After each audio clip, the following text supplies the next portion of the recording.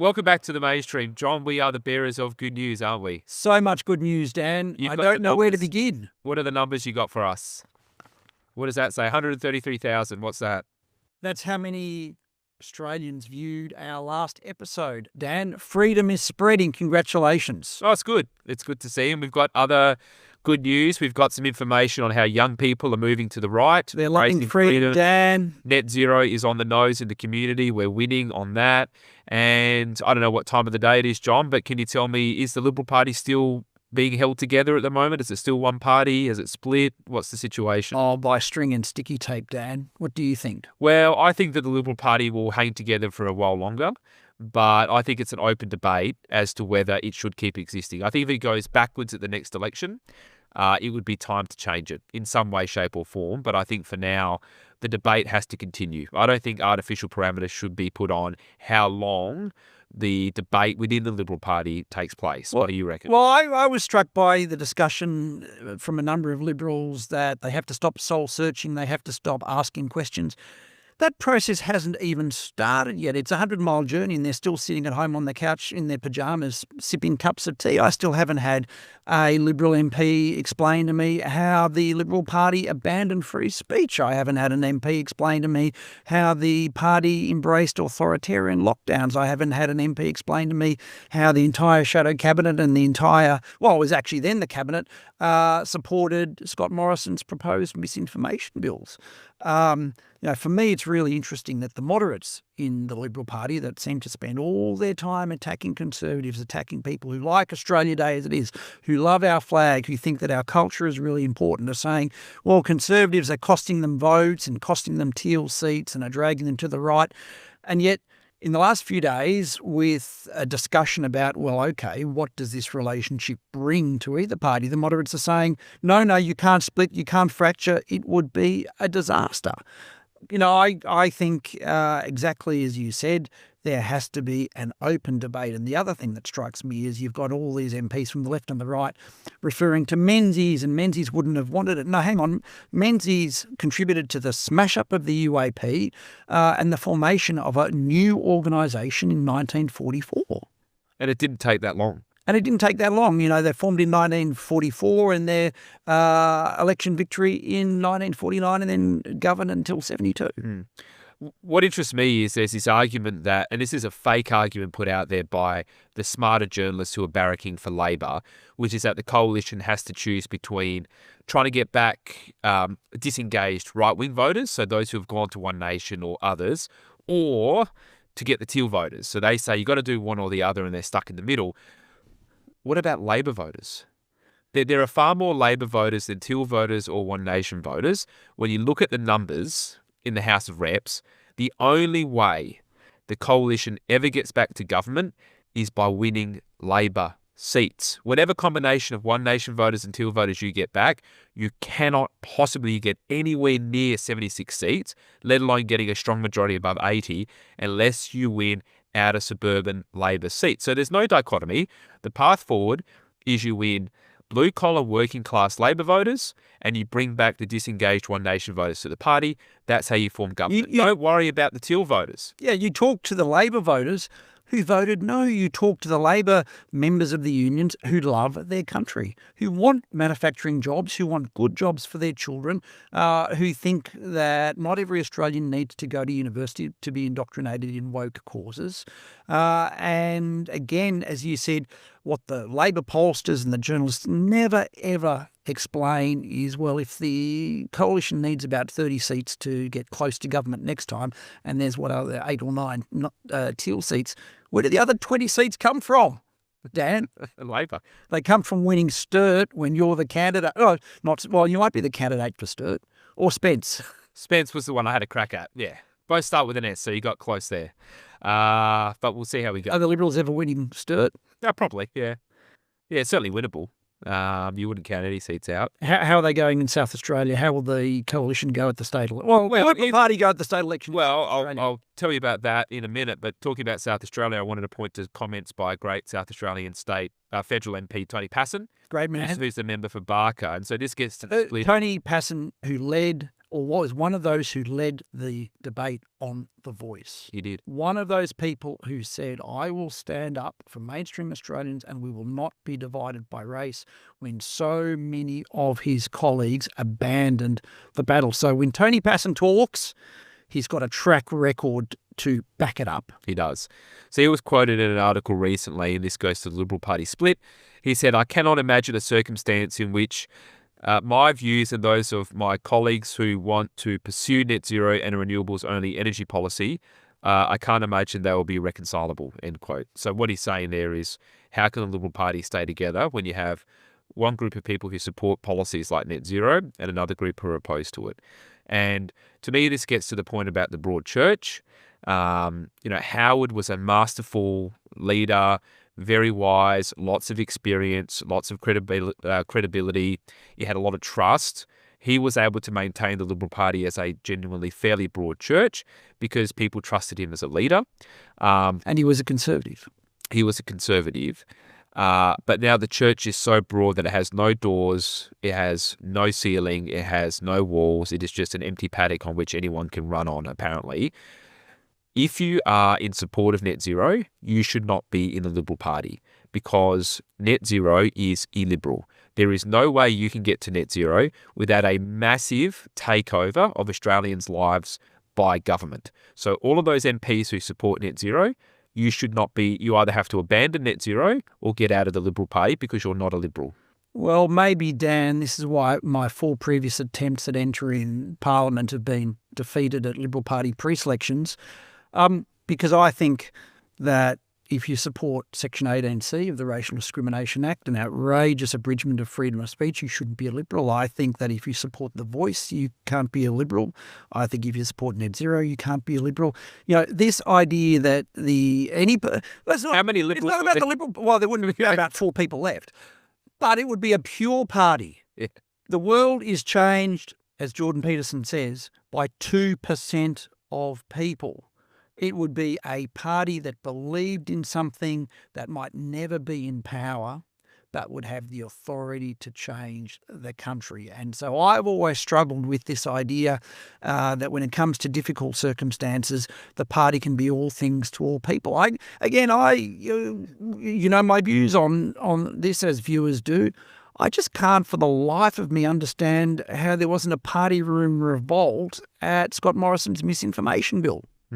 Well, I think you're being too. For example, I think you're being too pessimistic. I think they can be in power with those values. But the Liberals keep on going and saying, oh well, and I speak as a 35-year Liberal Party member.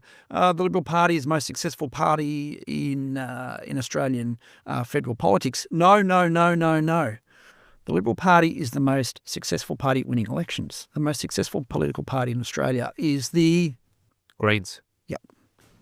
Why do you say? Well, I said that, but because they influence debate. Because they influence the debate out of all proportion to their size or their numerical support. Because there's not many things that I agree with them on other than their support or their opposition to the social media ban for under 16s. But the Greens believe in stuff. No matter how misguided and absolutely wrong so much of it is, is there a single thing that any Liberal MP would sacrifice their career for? There would be some MPs who would sacrifice their career, but not many.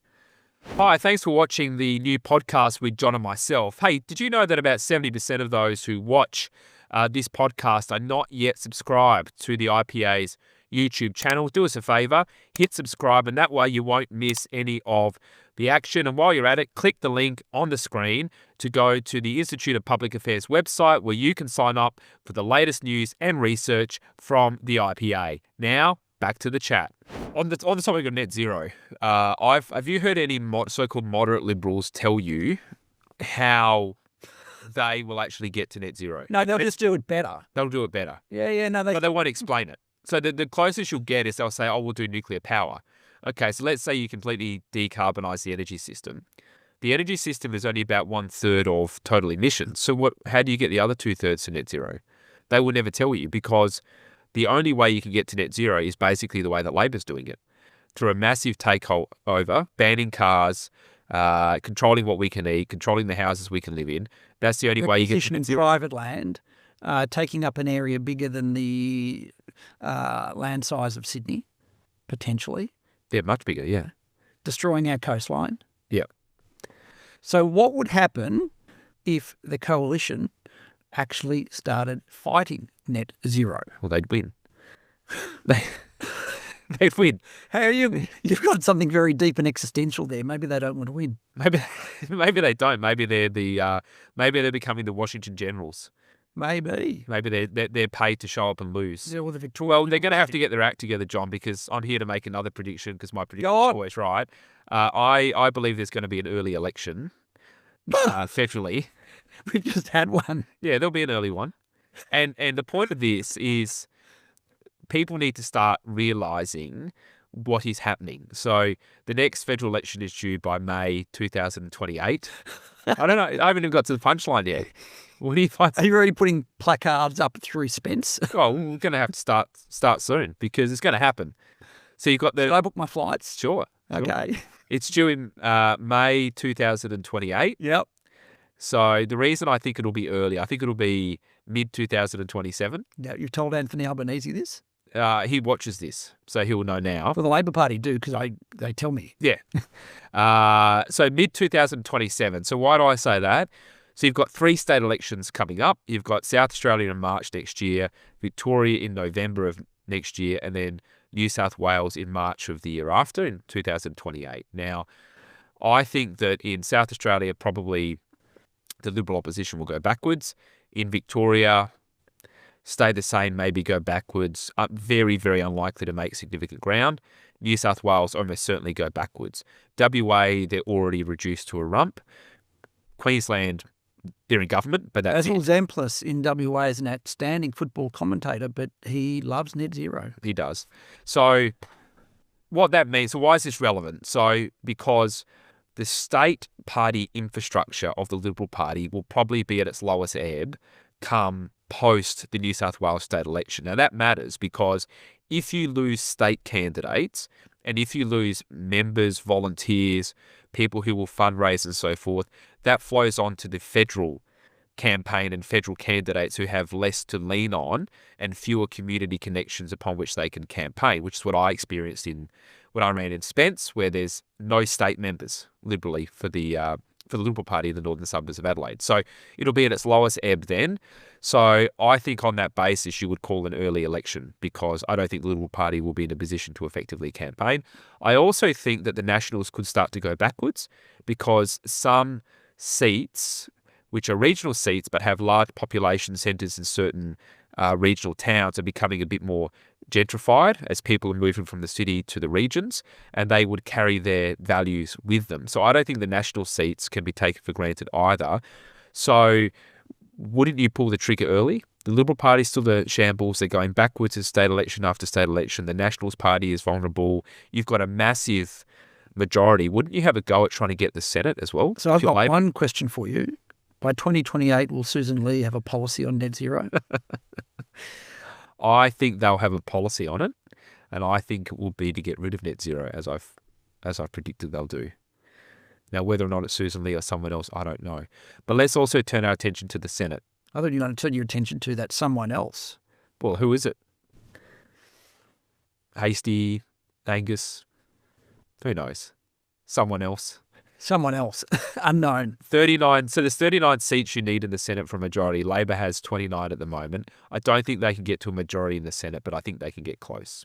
Sorry. Well, the Liberal Party needs to think about this. You've only got about 18 months to figure this out. You're potentially facing the prospect of going further backwards in the Senate. Labor may only need the support of a couple of crossbenchers. Think about what's going to happen next term as well when Labor gets this. Because that's what Labor's that's what the smart people in Labor are thinking. And they are smart, and they're also smart enough to pretend to give Liberals advice, which Liberals then pretend to follow, like don't fight the culture wars. But how does that sit with my view, which is the Liberal Party and the coalition has to spend a lot more time thinking about itself? Doesn't that go to the argument of some Liberals, which is don't worry about our philosophy, don't explain why we've had so many disastrous governments, don't explain how we've walked away from our principles, just get together, get some compromise on net zero, just pick an immigration figure, just have something on tax and just fight Labor. No, I think this is... So how do you reconcile those two positions? They're not reconcilable because this is the inevitable consequence of a decade of failure of the coalition. That's why they're in the position of the Tories in the UK. There are consequences for failure. They're not reconcilable. And in the absence of strong, very strong leadership that can just through the force of sheer willpower pull this over the line, it's going to get worse because nobody is willing... You started this show saying there's good news, good news, good news. Yeah. Well, you told me to say that. I'm looking for points of hope, mate. No, but the start of hope is to not avert your gaze from what is happening and to understand reality. And all of you a bit further to fall for the coalition. They're all living in a fantasy world. And I love it how they say, Labor's policy is all fantasy. Well, what's your net zero policy? Yeah. Complete fantasy as well. So live in reality. And this is a broader point and perhaps a topic of discussion for another day.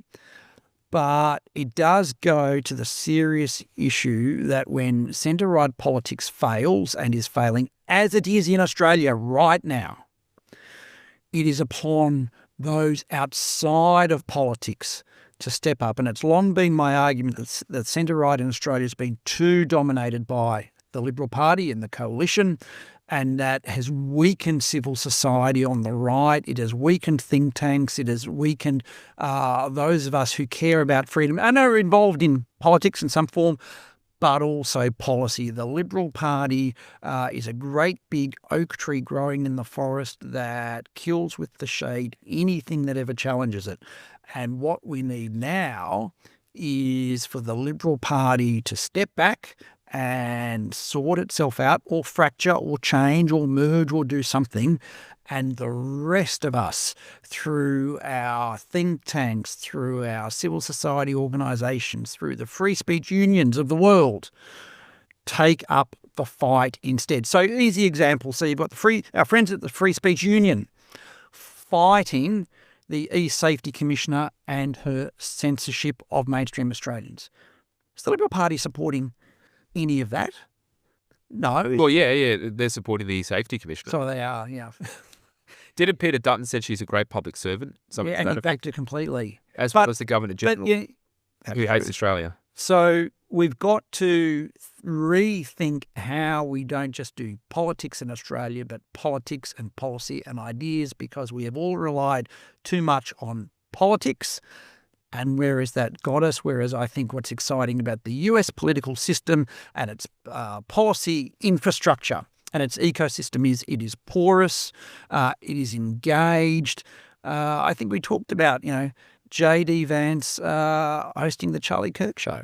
That's astonishing. That engagement from politics and policy and ideas is something that's absolutely missing in Australia and has to be restarted, because the scenario that you outlined is actually pretty believable. Yeah, and believable. I can't remember if I said this last time, but I think that'll set the stage for a referendum on the Republic. I've got no doubt Albo will do it if he can. To lose again? Well, I think there's a chance it'll get up. Well, the trouble is... Which I don't support. Well, no, I do support because you're weak on that. Well, no, I'd break the system. No, quote unquote. No. Go on. Okay, let's take a step back. You think it would be like an accelerant for change? Yep. I think you can argue that the Westminster system has served us well for 200 years, but our entrenched two-party system that excludes minority parties, that forces people to vote, that rigs donation laws, and I use that term deliberately, that uses election laws to benefit the two main parties, as I said, of which one I am a member, is not good for democracy. And you see that in the rapidly falling vote for the two major parties. You see that for it in the decline of trust and integrity in the political system. And I'm up for a change. I don't know whether it's Edmund Burke and the French Revolution stuff, but I think a debate about whether the system should change is about time, and whether it's a republic and a directly elected president. Pauline Hanson or Shane Warne as president, I think would be Might be a bit hard to get Warney up, but we could probably get, who else could we get up? It'd probably be Pat Cummins who will run, Yeah.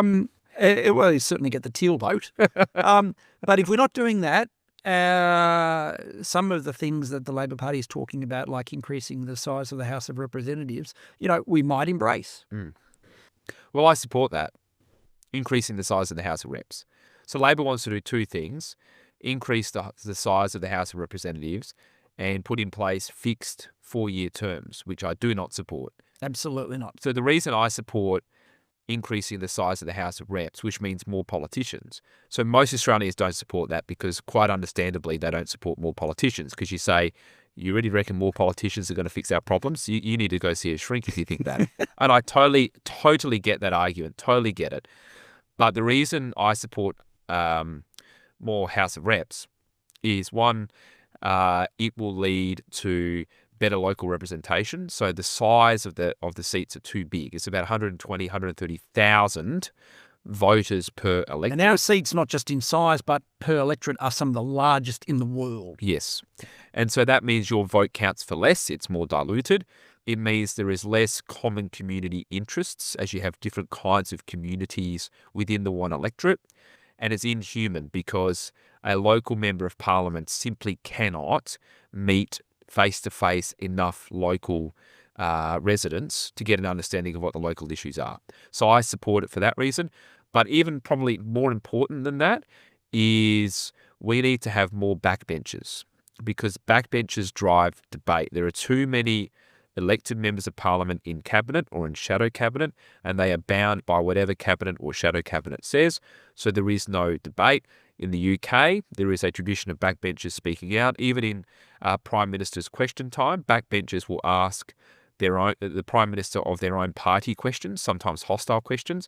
And in the US, they don't have the same system, but their equivalent backbenchers, junior members of Congress, will speak out and engage in debate. We need that here. What do you think? No, I would agree. And one of the points that hasn't been made about the coalition's shrinking numbers in Parliament is that gives an outsized influence to members of the shadow ministry. So there's less debate. And at the moment, the debate in the coalition here in Australia is being led by people, as we said, by Tony Passon or Garth Hamilton or Henry Pike. Yeah. People who are willing to speak out. Yeah. And Jacinta Price and Andrew Hastie have had to leave the shadow ministry to speak out, and not just to speak out, but to engage in debate and to ask, what are we here for? But the thing to remember is that there's no reform Labor would be putting up if they didn't think it would be in their long-term advantage. Yeah. So maybe we just say no to all of it. Yeah, well, you'd have to see the specifics. You'd have to see how they carve up the electorates and so forth. The other thing is 4-year fixed terms, which I am utterly opposed. That's an easy one. I completely oppose the fixed component because political leaders need to have flexibility to call elections. And the 4-year term, well, the idea that we need less democracy is absurd. We need more democracy. We need more participation. We need more elections, not less. CIR, Daniel. Pardon? Citizens-initiated referenda. Why don't we have is it great? Well, again, this is an argument. But you shouldn't need referenda in a system that works. Well, that's true. This is the argument for the votes every 2 years in the US House of Reps. When politicians are always campaigning, they can't do any damage. Yes, well, that's not a bad way of looking at it. But I think I can't have part-time politicians like Switzerland. Make sure they're just on the road, sticking up placards, door knocking and getting money, so they're not sitting in Parliament and passing laws. I always love this argument from the Liberals, well, Parliament's not sitting enough, they're not done enough. No, do less. Yeah. Well, I think that what was I going to say? I actually think the system is right. One of the few things in our political system that works well is the federal election cycle. I actually think it's not 2 to 3. It's fine. It's about right, I think. I don't think it should be 2. 3 years is about right, I think. 7? 7 years. Does anywhere have 7 years? UK at the height of its power, Britain, and then the glories of its empire had 7. And also... and elections when the monarch died. Right. We should have that. But I thought you were anti-monarch. How's that square? Well, for as long as we have the monarchy. Right. The other thing to remember, 4-year terms means 8-year terms for senators, which is absurd. You shouldn't be sitting there for 8 years not able to do anything. Come on. But it'd have to go to a referendum, wouldn't it? And that won't pass. But the Liberal Party would support it. That doesn't mean it will pass. Well, but I think the Liberal Party would support it. But see, again, if I was Albo, I would push this on the Liberal Party as a wedge point, because half the Liberals will not like it and half of them will. And they'll be wedged again and they won't know what to do and they have another 12-month review. Yeah. Net zero polling. So we've got some very good net zero polling that shows, despite the lack of debate, it still doesn't have majority support in the community. Well, this is interesting, Dan, and we do talk about net zero because it is just such an important issue at so many levels. It's also a standard. It's a exemplar of broader things as well. Yeah, exactly. It's a litmus test. Yes. And we're constantly told, and MPs, coalition MP said this just the other day, that the public supports net zero. No, they don't. So we've talked about IPA polling and how Australians don't want to spend any money on net zero. Well, there's 2 polls that have come out in the last week, Dan, the AFR Redbridge poll and the Resolve poll in the SMH and the Age. So this is interesting, the AFR Redbridge poll of 2,000 voters. As the coalition debates its net zero position, you'd think it would be pretty easy to come to a view that 54% of your voters support. 54% of coalition voters say net zero should be abandoned. How many coalition supporters support net zero? 54 plus 22. So I've got 24. Yeah, so 24 oppose. 24 oppose and 22%. Sorry, no, are unsure. 54% want the coalition to dump it. Yep. And 24% want them to retain it. And coalition voters. Yeah, and 22% are unsure. What is, interestingly, 23, but we're talking about getting the coalition getting Labor votes. 23% of ALP voters want the coalition to support, to dump net zero. What's interesting, and this didn't get anywhere near the publicity that it deserves, and of course it didn't because the mainstream media support net zero. Of all voters, this is the Redbridge poll, 37% said the coalition should dump net zero, 37% of all voters said it shouldn't, and 26% were unsure. So that does not indicate that the majority of the public is with net zero. But here's more good news. The good news just keeps on coming. And this goes to what we have been talking about over a number of episodes now, is the changing attitudes of young people. So for the under 28s, when they're asked this question, okay, 18% think the coalition should dump net zero, 47% disagree, 35% are unsure. That is the highest proportion of those unsure in any age group. So what's happening is we have an entire education system, an entire media, all of our institutions and organisations focused on telling young people about climate change, its evils, and how we have to deindustrialise. It is young people who are the most unsure about what to do. So for me, that gives me lots of hope. It shows young people are questioning what they're told. They're looking at information for themselves. And it indicates to me those young people are absolutely there to be won if any party wanted to do so. So the Resolve poll was... Just on Redbridge, don't forget, Redbridge is a Labor polling firm.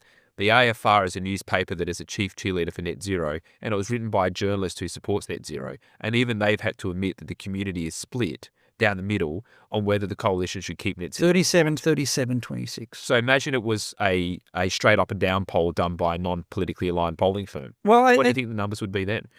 Well, indeed. It'd be even stronger for our way. Yeah, indeed. And what I'm saying is this is the minimum result. This is the minimum. This is the minimum. And this is unsure. And we know that when you mount an argument, as we saw with The Voice, with voters and the public who are unsure, they can absolutely be convinced one way or the other on the merits of the argument. So similarly, the Resolve poll of 1,800 voters had something very similar. It was slightly favouring net zero. Of all voters, 44% supported net zero. Okay, so it's not a small number. It's not a majority. 44%, 22% oppose net zero, which I think is probably an understatement. But again, what's interesting, after 20 years of climate change, of net zero, of catastrophic global warming, 35% of Australians are unsure. What would happen, as we just said, if any politician started to explain to the Australian public the consequences of net zero by 2050? A lot of that support is weak support as well, just like The Voice. Exactly. And also in that poll, only 60% of Greens support net zero. Yeah. Wouldn't you think it's 90? Well, there are some Greens who like birds. That's true, Do you actually. think whales are okay? Well, we talk about the Liberal Party split. What about the Greens split between those who like birds and those who don't? Well, indeed. And it was something like, again, from our polling from memory, it was something like 15% of Greens voters voted no at The Voice. Yes. So, but some of them would have voted no because of Lydia Thorpe. Yes. But hopefully they wouldn't support the burning down of Parliament. It remains to be seen. I'll wait for the next Redbridge poll. I mean, again, then to flow on from net zero, if we talk about the consequences of net zero, so when we say to Australians that the Climate Change Authority say that to reach net zero, 1 in every 2 cars sold in Australia in the next 10 years has to be an electric vehicle, and you will not be allowed diesel or petrol cars, Australians will revolt. So there was, from the Resolve poll, they asked people, are you planning to buy an electric vehicle? Only 1 in 10 Australians said yes, they would, or planning to in the next 2 years. There's only 2% of vehicles on the road currently that are electric vehicles. So there's no desire from the public to take up electric vehicles and electric vehicles made in China. So what's the solution to this problem, Dan, that the Electric Vehicle Council suggests? Well, I reckon it'd be... What would they suggest? I think they encourage suggest... people to buy electric vehicles. I would have thought they'd probably suggest, let's just read the mood of the room. Maybe we respect people's autonomy, or maybe it's an information campaign. Maybe some subsidy. Yeah, maybe subsidies. Some tax breaks. Taxes, incentive schemes, fringe benefit tax. Surely be something fairly understandable like that. Fairly aligned with the mainstream view. I would have thought so, yeah. No. In response to these findings, I shouldn't laugh. The Electric Vehicle Council called for a ban from 2035 of petrol and diesel cars. A ban. An outright ban. So that's how you get to net zero. Ban cars. That's what we've been saying. And then you ban some cash, and then you. So where are the moderates on this? They support that? I don't know. What's their plan to get to net zero? And again, we are now seeing the consequences. So all of Europe is walking back from net zero. So Germany, for example, that was a key supporter of the EU mandate to ultimately phase out all petrol and diesel cars. The Chancellor, Frederick, is now walking back from the demands of the EU to ban petrol and diesel cars after in Germany last year alone, according to Forbes, I think it was, 55,000 jobs were lost in car manufacturing. Mostly EV. Is it? Or just in general? In general, yeah. Because of the rise of EVs. Oh, right. Yeah. So imagine any politician actually explaining what net zero will do. Let's talk about the other bit of good news, which is in relation to young people. And you mentioned that you've been doing some reading from the Financial Times about the attitudes of young people in their voting.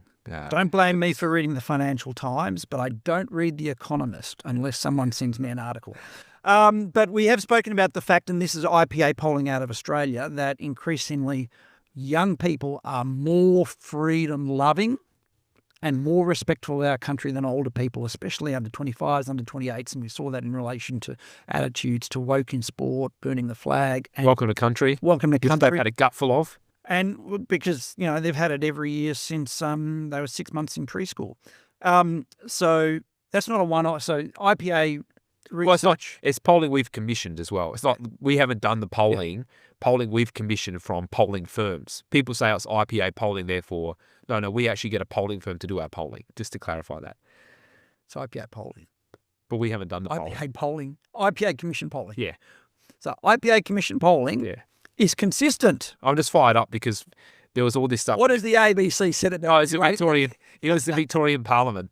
Oh, you've been attacked in Parliament again? What happened? No, well, one of the One Nation members. Why didn't you start the show with this? I only just remembered it then. There's so many things, John, so many He was things. attacked in Parliament, so we'll go to that and then we'll come to... Well, one of the One Nation members was quoting our research on the flag that you and I have been talking about, saying IPA polling, and of course, many of the other Labor members, rather than actually discussing the substance of it, which is, do you like Australia or not, they attack the polling. Parliament was this? Victoria. Fantastic. Yeah, it was great. It's great. So it's getting out there. So you might have the Labor Party now questioning polling from Yale University, which found exactly what we're finding here in Australia, that those, especially under 25, are embracing freedom, are embracing the centre-right. Here is one figure that stuck out. This Yale University survey found that 18 to 21-year-olds supported the Republicans by nearly 12 percentage points more than Democrats.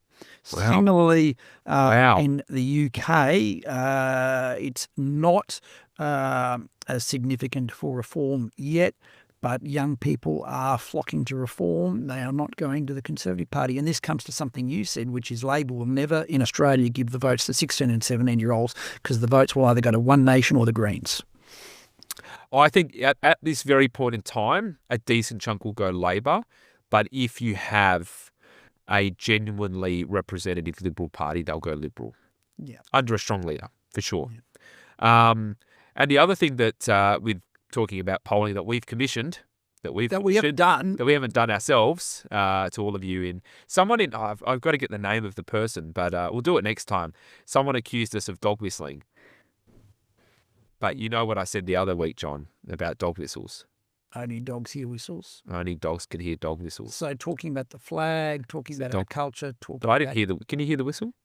I couldn't hear it. Could you? No, I can't hear any dog whistles. Only dogs hear dog whistles, John. Immigration polling. So we commissioned polling on attitudes towards immigration. Do you believe that there should be a pause on immigration until we have more economic and social infrastructure, such as schools, roads, hospitals, and houses? 71% of the population want a pause. Not a cut, not a decrease, a pause. That includes 74% of 18 to 24-year-olds. Now, we also did this poll back in 2023. So for the general population, it was 60%. So it's gone from 60 to 71%. For young people, it's gone from 50 to 74%. 50 to 74. It's increased by a quarter of those who want a pause. So we stop the boats. Now we have to pause the planes. So when politicians... You don't like that one. We stop the boats. Now it's time to pause the planes. Yeah. You're not big on that. Yeah, I think I was happy with that one. Seriously, I think this is a fraction too important to jest, Dan. There's no jesting there. It's a complex policy issue summarised and distilled. Well, that is true too, but... yeah, you go, sir. No, I know. I'll go one more polling question. You go. And then we can tee off. Mass migration is making Australia more divided, was the question. 77% of Australians agree with that. 74% of those aged 18 to 24. You only have to walk out of the streets of Sydney or Melbourne any day of the week to find it's obvious. that statement. I mean, the fact that we even need to do polling shows... But we need to because... But everyone knows it. No, they... Yeah, they expected, but this is the failure of the elites. You can maintain a strong migration program if you have around it programs of social cohesion, of identity, of people having it explained to them what is occurring. And I know exactly what's going to happen. People are going to say the IPA shouldn't even, or anyone shouldn't even ask those questions. That's what they say, yeah. But when the elites do not explain what they are doing, when there is no democratic mandate for any of this, then we are going to get a reaction such as that. Australians are not anti-immigration. No. But they are anti-mass migration underpinned by identity politics and multiculturalism without any planning and without consent. Exactly. Multiculturalism. So how come you explained it so simply, but Susan Lee and Anthony Albanese can't? Well, Albanese can explain it. He can. He knows. But here's the point. How can you not believe that there is a political element to this? So Jacinta Price says that there's a political element to the migration program. Oh, you can't say that. Maybe next time. Maybe by mid-2027. When we have that When we have the election. I think that's becoming more likely by the day. More good news. More good news, John. I like cricket. You like cricket. And you were a champion batsman. I use the term wisely. Yeah, I'll stop saying batter. I've been told off for being too woke. It was me. Yeah, well, you told me off. That's right. But I don't like Pat Cummins. I don't like the modern Australian cricket team as an institution. Now, good news is that Pat Cummins may not be able to captain the Australian side this Ashes series because he has an injury. It's not good that he's injured. Not good that he's injured. But the good news is a true Australian who loves Australia may be the captain, Steve Smith. I will now be able to watch the cricket again if Pat Cummins isn't playing. So after I told my children don't cheat for your local cricket team, and all my kids played cricket, don't cheat for your country, you're now embracing cheats. Is this the country? We've come back to a land of convicts. Yeah, just embrace it. I'd rather No, too high a price, Dan. I'd rather a cheater than a wokester. No, I don't want either. Well, you got to choose. No, and more serious, and again, semi-seriously, what sort of signal he's does redeemed himself. That send? He's redeemed. Now, we love a redemption story. Everybody deserves a second chance, and he sings the national anthem with pride. He deserves to be captain and to show that he is the right man for the job. To coin a phrase, the jury's still out, Dan. Well, we'll find out. But so why am I fired up about Pat Cummins? Because he wants to fleece $100 million from taxpayers to help local cricket clubs deal with climate change. Is that coming out of his IPL contract? No, it's coming from taxpayers. So is he running for Parliament saying, I'll increase your taxes? I assume so at some point, given that he's a bastion of not being hypocritical. Exactly. But this is just frustrating that no one wants this in sport, as we talk about every week. But the sport administrators still force it upon us. They do. Yeah, and until people actually turn off and watch sports, as I do, like darts in the UK with a crowd. Is darts woke? No. Will it go woke? No. The crowd love their country, as you know, we started the NFL season. What are we now? Week 8, week 9. Every game begins with the national anthem, and they love their country. Very exciting. Yeah. But you reckon there's a bigger issue with Steve Smith? Well, I think there is a bigger issue, and cheating. And as I said, it goes to the symbols that we place on pedestals, and it goes to also something around what we expect of society. And I was pondering this because I've just done my financial review article on crime in Victoria. And when, as we know, the broken windows theory, when you accept broken windows, when you accept graffiti that Melbourne has now become enveloped in, you develop a crime problem. But more importantly than that, you have in Victoria the result of deliberate policy decisions. So the government weakened bail laws so that it was no longer an offence to break bail. Victoria now has the lowest incarceration rates in the country. Our prisons are the least utilised in the country, and then it's showing up in statistics. So, you look at New South Wales versus Victoria last year. And New South Wales is 20%. 20% bigger. In New South Wales last year, there were 27,000 burglaries. In Victoria, there were 48,000 burglaries. So it's almost double. Yeah. So we've got business CEOs talking about epidemic of shop crime in Victoria. Last year in New South Wales, there were 28,000 thefts from shops. This year, 38,000. thefts from shops in Victoria. And then you have the politicisation of the police force, and then you have young people been locked up for 280 days, and you have politicians and the public, because the public supported lockdowns, not caring about young people. And young people, are a sad minority of young people, are now repaying Victorians with what was done to them. So I'm not saying it all starts with Stephen Smith or ends with him, but maybe we can find someone who's not woke and someone who's not cheating. But then again, I don't think there's been a proper Ashes series since, I don't know, Greg Chappell and Tony Gregg. Bring back Bill Lawry or Keith Stackpole. Yeah, Bill Lawry, Tony Gregg. Not Ian Chappell. Not Chappelli. No. Richie Benaud. Richie Benaud. That was the sound of summer growing up. Exactly. I think one of the least discussed components of the many, many consequences of the COVID lockdowns is the loss of trust in the police and the justice system. I don't think your typical Melburnian really has the respect for the police that they once did, because a lot of police seemed very enthusiastic about what they did. And if you're a child and you see police closing a playground, so the police spend all this time on community engagement to try and, they might play cricket or they might do whatever. Blue light discos were wonderful. They were boxing clubs back in the day. What's a disco? I'll ignore that comment. And they've blown it for a generation. I'm still laughing. My kids probably don't know what a disco is.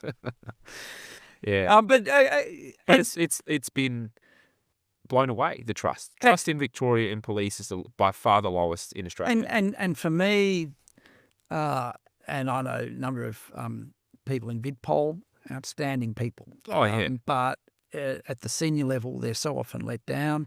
For me, when Victoria Police condoned the Black Lives Matter protests in defiance and against health regulations, when the Victoria Police, the Assistant Commissioner at the time said, well, this is a really important issue that people are allowed to express their views on, and the police did nothing, while a couple of months later, 5 police arrested 2 elderly ladies sitting on a park bench for breaching the health regulations. So 2-tier. 2-tier system. What's the difference?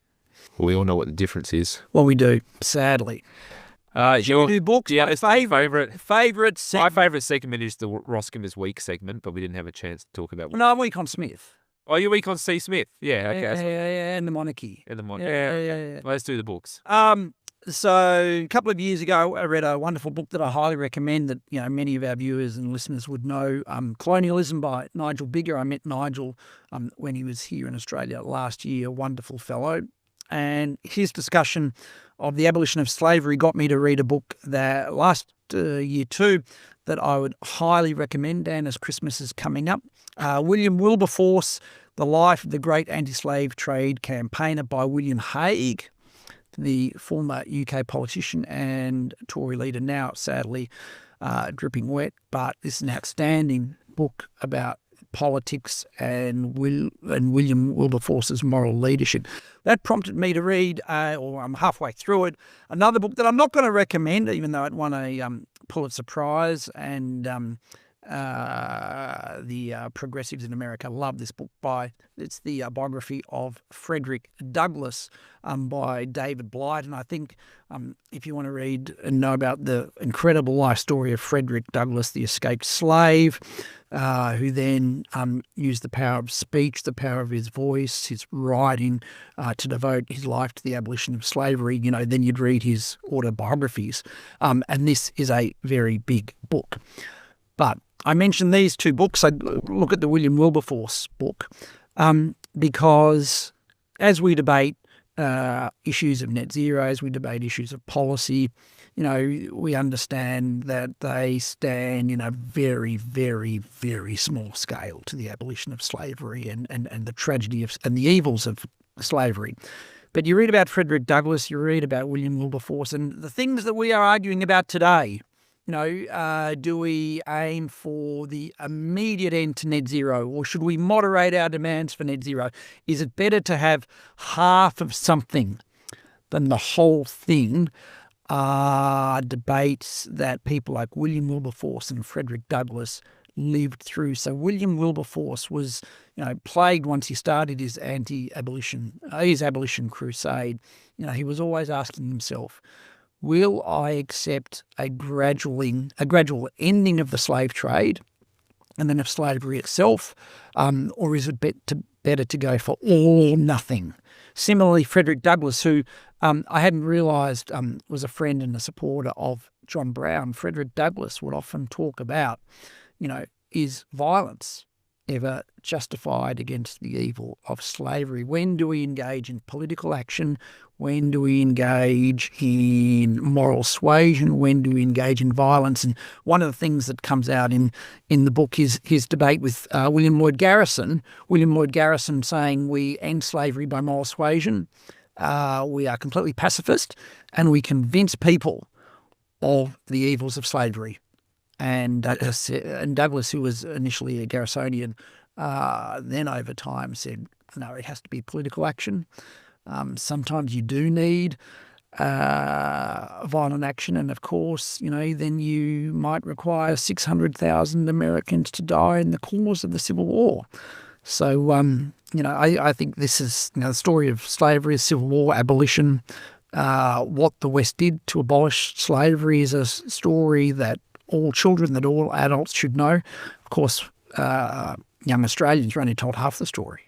They're not told about William Wilberforce. They're not told about the empire ending the slave trade. They're not taught about the war to end slavery.